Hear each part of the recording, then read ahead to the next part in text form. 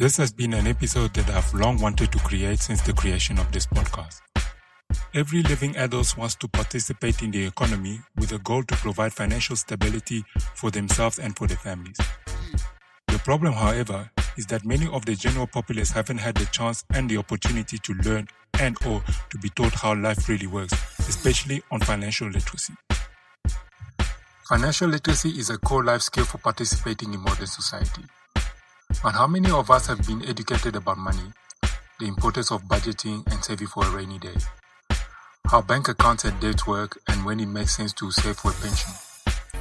Oftentimes, it's when life hits us hard that we realize we have not financially prepared to tackle it. And this is mostly attributed to our financial illiteracy. Nelson Mandela once said, and I quote, "Education is the greatest engine of a personal development," end quote. And, I quote, "Education is the most powerful weapon which you can use to change the world." So for this episode, we want to focus on this fundamental core that impacts our lives, and it's a conversation that we need to have as a society, as a nation, and as a people, especially among the people of color. It's time to open up about money and finance.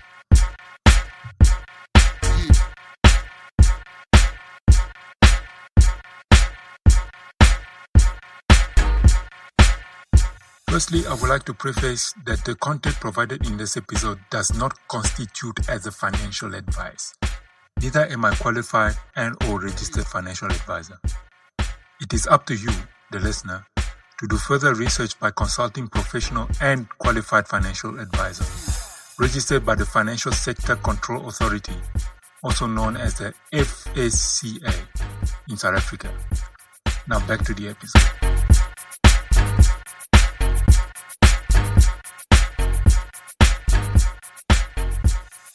In South Africa, financial literacy is low. For those that don't know what financial literacy means, it simply means how to use your money wisely. Financial literacy helps you to understand how to save money, spend money, and how to make smart choices with your money. By being financially literate, you can make sure you have enough money to buy the things you need and want, and also have some left over to save for the future. I would like to emphasize that the definition of financial literacy was kindly contributed by this new AI platform that is trending right now called ChatGPT. With that being said, according to the CNBC article of 2022, 49% of South African population are financially illiterate, and approximately 5% of the population will retire comfortably. This is just on personal finance alone.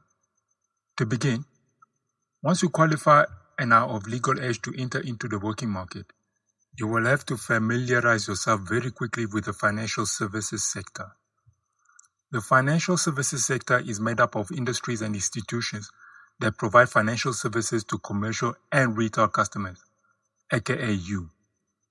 These industries include banking, insurance, investments, consumer finance, mortgage, lending, such as home loans, etc. and etc. There are 5 industries that everyone needs to know and familiarize themselves, seeing that they play a vital role in your adult life. If you don't know any of these industries, you become a good customer to them, to the point that you can get extorted thinking that it's normal business practices. These industries include banking, investment, lending, including credit score, tax, and insurance. Let's get into the breakdown of these industries that we've mentioned above and have a look at what each industry provides, what we need to learn and understand should the time comes to apply for the product and services they have on offer. Industry number 1, banking. Now, we will focus on retail banking and not commercial banking. A bank is a financial institution which involves borrowing and lending money. When you have a bank account, you are a depositor. Your salary and money that you put in a bank are called deposits. The banks are regulated by law to keep a percentage of your money in a vault and grow the rest of your deposits. They do this by either investing your money in the market or lending it out to borrowers, the person to whom the bank lends the money. Depositors get their return through an annual interest payment, and the banks lend the depositors' money to borrowers at a higher annual interest. The difference between the two interests is the profit for the banks. Employers are obliged to pay their employees' wages either in cash or checks.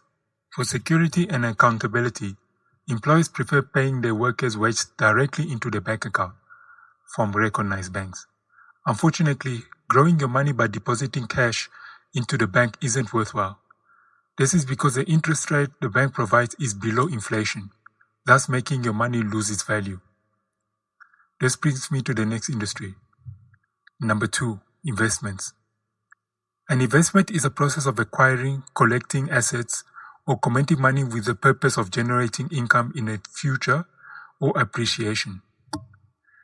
Appreciation refers to an increasing the value of your assets over time. Thus, the act of investing has a goal of generating income and increasing your value over time. Based on these definitions, investment or investing is a time-based game, meaning that it's a long-term game, not such get-rich-quick schemes that's floating around. The longer you keep your assets and money in an investment, the more time it has to build value, and the greater payoff you will earn in the future. Typical types of investment include owning stocks. That essentially means that you're loaning money to a company in order for the company to expand, grow, or invest in research. In return, you own stocks in a company and you are paid dividends from the net profit of the company. As the company becomes more successful and other investors seek to buy that company's stock, its value can also appreciate and be sold for capital gains. Other investments are index funds or unit trust or EFTs, or a collection of investment schemes. Others are properties or real estate. Others are commodities, such as owning precious metals such as gold.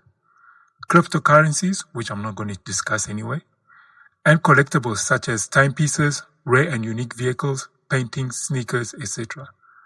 And finally, bonds. The key takeaways you have to consider when considering investment. An investment involves putting capital in an investment vehicle that generates future income, as I mentioned above. Investment does not come with guarantees of appreciation. It is possible to end with less than what you've started with. Case in point, those that invested in rug pulls in crypto. Investments does carry risk, and there are ways to reduce risk, such as diversification. In other words, not putting all your eggs in one basket. My financial advisor always gives me this one piece of advice. Do not work for your money. Let money work for you. Kevin O'Leary, aka Mr. Wonderful, once said, "Money doesn't have feelings, nor understands your emotions." What this simply means is that if you invest based on your emotions, you'll end up pulling out prematurely, or even lose your capital investments. Over time, I've learned that money isn't only made to be spent, but also to be invested. There should be 2 types and reasons for investment. One for short-term goals, as short-term investments, and the other for long-term goals, again for long-term investments. Essentially, there are a few things that you should put in place throughout your lifetime. 1. An emergency fund for emergency days, such as job loss or planning for a holiday. This fund is a fund that you can access immediately during an emergency. One must at least keep 1 year of net salary stored in this fund. Second, a long-term investment vehicle, whether it's a trust fund or a property investment, etc., which will be able to pay you income when you retire. Ideally, you want to invest as much as possible from an early age and let your asset grow over time and reap the rewards at the end of the day, or at your retirement year. There's one thing that we were never told as kids or as young adults: the importance of having credit, a credit score, and how it impacts you in the way of getting finance. Hence, the need to understand topic number 3, lending. Whether you are interested in owning a home, a vehicle, or anything that is of substantial value, unless you have the full cash amount for that purchase, you will need to apply for a finance from a reputable, licensed, and recognizable financial lender. According to Investopedia, a lender is an individual, a group, public or private, or a financial institution that makes funds available to a person or business with the expectation that the funds will be repaid. Repayment would include the payment of any interest or fees. Repayment may occur in increments, as in monthly mortgage payment, or as a lump sum. One of the largest loans consumers take out from lenders is a mortgage. With that definition, the person who gives you money on credit is a lender, and the person who is asking for money is a borrower. There are two types of lending: secure lending and unsecured lending. Secure lending is a credit that is backed by an asset, such as a home or vehicle, stock options, etc. Hence, it's called security. While unsecured lending requires no security, but do require that the borrower, which is you, be sufficiently creditworthy in the lender's eyes. It's also one of the reasons why secured loans generally has lower interest rate than unsecured loans, as it is less riskier than unsecured loans. Typical examples of unsecured loans are student loans, personal loans, credit cards, etc., while typical examples of secured loans include home loans and vehicle loans. In order for the lender to give you the fund that you've applied for, you need to qualify for the loan with a clear payoff plan, i.e. the financial institution wants to know whether you can afford to pay your credit for the duration of the life of the credit. If you are applying for an unsecured loan, because it is not backed with any security, the financial institution will require you to have a good credit score and a history of repaying past debts. A credit score is a number that depicts a consumer, which is you, creditworthiness. It is a prediction of your credit behavior, such as how likely you are to pay a loan on time, based on information on your credit report. There are various factors that affect your credit score. 1. Your payment history. By making payments on time on your credit account, it helps with your credit score. 2. Credit usage. 3. The length of credit history. 4. The type of account, to see whether you're managing all your credit account installments. 5. Recent credit activity, whether you've applied for new accounts recently. You do not have just one credit score.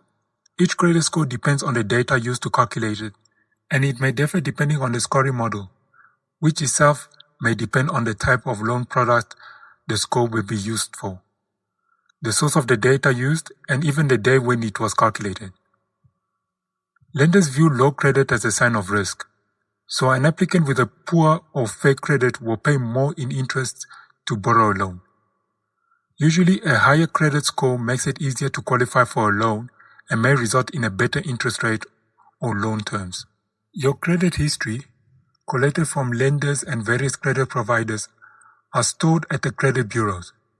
In South Africa, we have various credit bureaus to get your credit report. The primary dominant ones being Experian, TransUnion, Vericred, and Expert Decision System, also known as XDS. Honorable mentions include Equifax and Consumer Profile Bureaus. Financial institutions or credit providers liaise with these prominent credit bureaus in order to understand your credit history and build a credit profile of you, with the addition of their own algorithm, of course, with a credit score model to ascertain your credit risk profile. Unfortunately, not having a credit score isn't necessarily bad, but it's not ideal. It can prevent you from qualifying for loans, credit cards, and housing, or complicate your ability to rent cars against cell phones or cable subscriptions. So it's basically anything that you can take on credit. People who do not have any credit history are known as credit invisible. Thus, your credit reports records your history of borrowing money and repaying debt, and a credit score is calculated using data recorded in one of your credit records. So, the importance of knowing your credit score. How do you know if your credit score is rated as good or bad in the eyes of financial institutions? There are a vast number of online vendors who offer the service of being able to check your credit score for free. For starters, all the major credit bureaus provide free credit reports once a year for every consumer by registering on their site or requesting a free credit report. Other notable service providers in South Africa include ClearScore, MyCreditCheck, and Kudo. Generally, a score between 670 and 850 is considered good. The higher the number, the better it is for the consumer. This highlights to the service provider that you can manage your credit and pay it in a reasonable time. If you're one of those who are classified as credit invisible, and you can produce 3 months bank statements as proof of having 3 months of income. Get a credit card from your nearest bank. Start transacting using your credit card. Learn to manage your credit spend and repay your credit card on time. Building your credit score takes time, and the sooner you start, the better. In order for not making this content too long and boring, we'll pause here for a brief moment. In the next episode, we will explore the importance of tax, why you can never avoid it, and also the insurance industry, and why it's crucial to insure your assets no matter what. My name is Bohaki Cindy. If you listened up to this far, please feel free to reach out on my socials and come say hi. It will be awesome to communicate with you and all be friends. Thank you for listening and for lending me your ears. Until the next episode, God bless.